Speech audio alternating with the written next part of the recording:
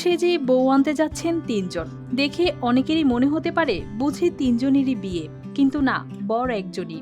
আর প্রবাসী নয়, হেলিকপ্টারে চড়েই ঘরে বউ আনলেন এই বিশ্ববিদ্যালয় পড়ুয়া তরুণ। সেই দৃশ্য দেখতে যেন দুই গ্রামের মানুষের ভিড় লেগে গেল মাঠ জুড়ে।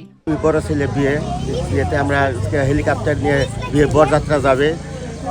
আর আমি আসছি ছয়বেড়া থেকে, এক একজন এক এক ইয়ে থেকে আসছে। আর এরকম বিয়ে আমি আসলে আগে এরকম ইয়েতে আমি যাই নাই। এমন ব্যতিক্রমী আয়োজনের দেখা মিলেছে ঢাকার ধামরাইয়ে। বাবার দীর্ঘদিনের একটি ইচ্ছা পূরণ করতে হেলিকপ্টারে চড়ে বিয়ে করতে যান তরুণ আশিকুর রহমান। আর বিয়ের পর হেলিকপ্টারে চড়ে নববধূকে নিয়ে ফিরে আসেন। আমার ছেলে মোহাম্মদ আশিকুর রহমান, আমার বিএসকে আমার অনেক ছোটকাল থেকে স্বপ্ন ছেলেরে হেলিকপ্টারে বিয়ে করাবো।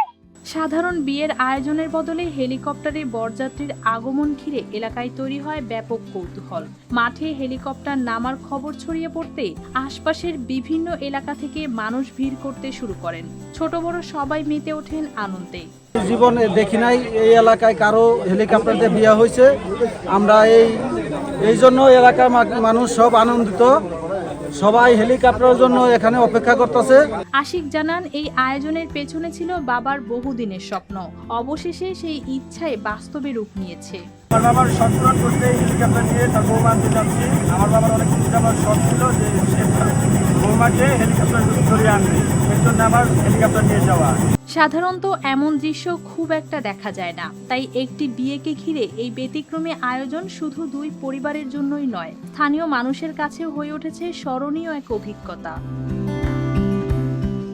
News desk, RTV।